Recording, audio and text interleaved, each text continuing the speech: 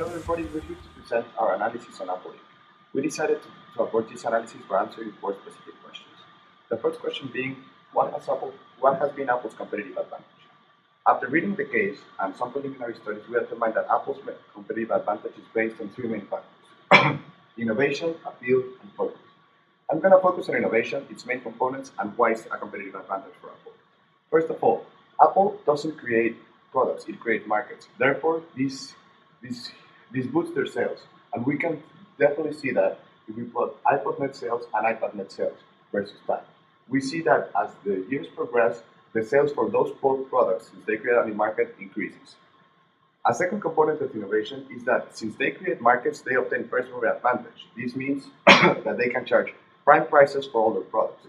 So we can clearly see that if we plot the iPad price and the iPod price versus time. And if we focus on the iPod price, we see that by the time it was introduced to its current price, it has been reduced to almost by a factor of 2. So since there are new products and in a new market, they can charge prime prices for that. A third component of that is product integration. Basically, Apple designs all their products to work with synergy among them. So you can increase capability and boost capability if you have more than one Apple product. And also, it designs the product to be consumer content product. What this means is that these products continue to generate revenue, even though they have already been purchased by the customer. We can clearly see this in this graph. Basically, what this graph is plotting is the iPod-related products and services net sales versus years. So we see that as years progress, these sales have been gone up. And a final component, basically Apple's innovation is due to R&D. Basically, in this graph, what I'm plotting here is Apple's percentage, so R&D percentage divided by sales. So as you can see here, Apple has been consistently the one that's investing most in R&D of their sales. In terms of its appeal, Apple has three significant advantages over its competitors. First of which is design. Apple is the first company to really make the computer more than just a machine, but a work of art. An example of this is the iMac, which was released in 1998, which incorporated both color, transparency, and an overall visual appeal to the client. Apple has also always made an effort to keep their designs very simple. A perfect example of this is the iPod. When the iPod was released, most music players had multiple buttons with just one function per button. However, the iPod, being a music player with increased functionality, had just one button for all of its functions.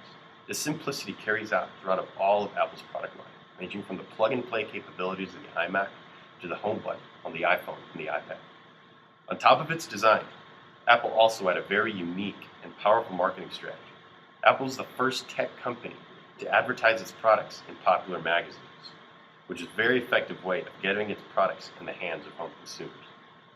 Another way in which Apple maintained its competitive advantage over the industry was its focus. Most technology companies these days have made their efforts to get into many different industries and as a result have spread themselves thin. Apple, however, has always had a limited product line and maintained their focus on what they do best. Apple is all about dominating the markets and the industries that it's in, and as a result, they stay out of industries that they are not able to fully invest themselves in. Apple has also always maintained its focus on the customer over the business. When Steve Jobs left the company in 1987, the company started to be run as a large corporation focused on money and the business, and it started performing very poorly. On the verge of bankruptcy in 1996, Steve Jobs was asked to return to the company, and he shifted the company's focus back to the customer experience and back to the innovation of its products, and very quickly got Apple back on its feet. We're going to analyze the power of supplier, the power of buyer, the power of competitors, threat of new entry, and threat of substitution.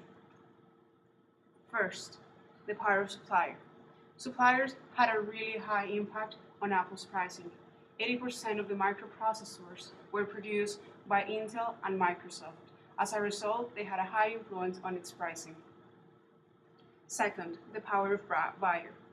The power of buyer analyzes how buyers can drive prices up or down. If you have very few buyers, your buyers have a really high impact on your pricing. As a result, we can see that Apple's buyer had a high power on its product.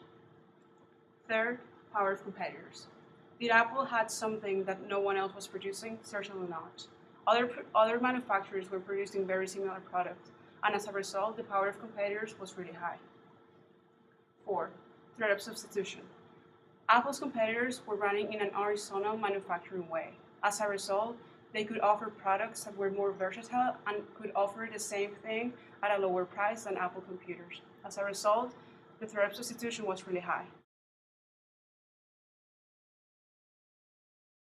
For both the iPod and the iPhone, the power supply is low because Apple is now producing its own microprocessors. Also, many developers, 87% of them, are willing to create applications for the iOS. Second, the power of buyers. There are many buyers for this product. As a result, each buyer has a smaller power on the pricing of both the iPod and the iPhone, so the power of the buyer is low. Third, the threat of competitors. The threat of competitors for both the iPod and the iPhone is really high because they now compete against smartphones which offer very similar capabilities, and they also compete against online radio stations like Pandora and Spotify. Fourth, the power of substitution. There's a large variety of products that offer very similar capabilities in the market. As a result, the threat of substitution is really high. And the last one, the threat of new entrants, is really high because there are many manufacturers which use a horizontal strategy that can offer different things than the iPod and the iPhone at a very low price. The iPad is an Apple tablet that was introduced in 2010 and has been on top of the market since, but has recently been stumbling because of newer tablets in the market. This is because the threat of rivalry, substitutes, and new entry are very high. There are just too many cheap alternatives to the iPad. The power of suppliers is low because, just like in the case of the iPhone or the iPod, Apple approves its apps and they make their own microprocessors for their iPad. And the power of a buyer is low because people are willing to pay for the tablet they want in this fairly new market. The iMac does not have a sustainable competitiveness because the threat of rivalry and substitutes are very high. Windows operating systems has been on top since forever. And the power of the suppliers is low because they make their own processors and their products are only for their computers.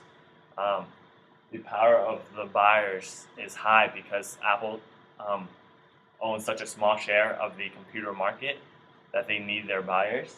And the threat of new entry is very low because it is too expensive to enter the computer market.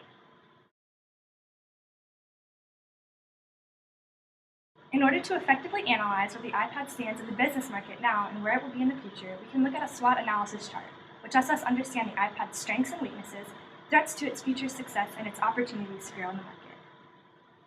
The iPad has many strengths, most obviously being its innovative design and functionality. The iPad is sleek, stylish, and easy to use. Apple's research and development teams focus strictly on keeping the iPad the most innovative tablet on the market, and have successfully done so since its release. The iPad's operating system mirrors the operating system of all of Apple's handheld devices, including the iPhone and iPod, which makes it superior to other tablets in terms of desirability for Apple users. Finally, and possibly most importantly, Apple's brand name is hugely recognizable and plays a huge role in the iPad's success. However, for a future tablet owner, the iPad does present some weaknesses. Compared to other tablets, the iPad is by far the most expensive. You cannot load any other operating systems onto the iPad, which limits its usability to those who wish to make modifications to their tablet.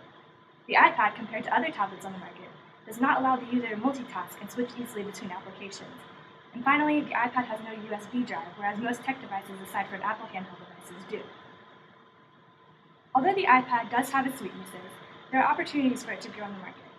With the tablet market growing at an exponential pace and Apple's emphasis on innovation, the iPad has a clear opportunity to surpass other tablets. Apple also has the chance to change the iPad's capabilities so that it can become more compatible with other brands and universal devices like USB drives. The iPad also faces threats to its success in the future. Apple's patents for technology that expire will be easily accessed by companies and will add to the power of other tablets in the market. Specialized companies excelling in specific software like Google Maps will present more competition to the iPad. There will always exist a threat for new entry into the market by other technologies and tablet manufacturers, and price pressure from these companies will threaten the success of the iPad if they do not choose to lower the price at all. And finally, there will always exist the threat for economic slowdown, which would hurt any of these tablets.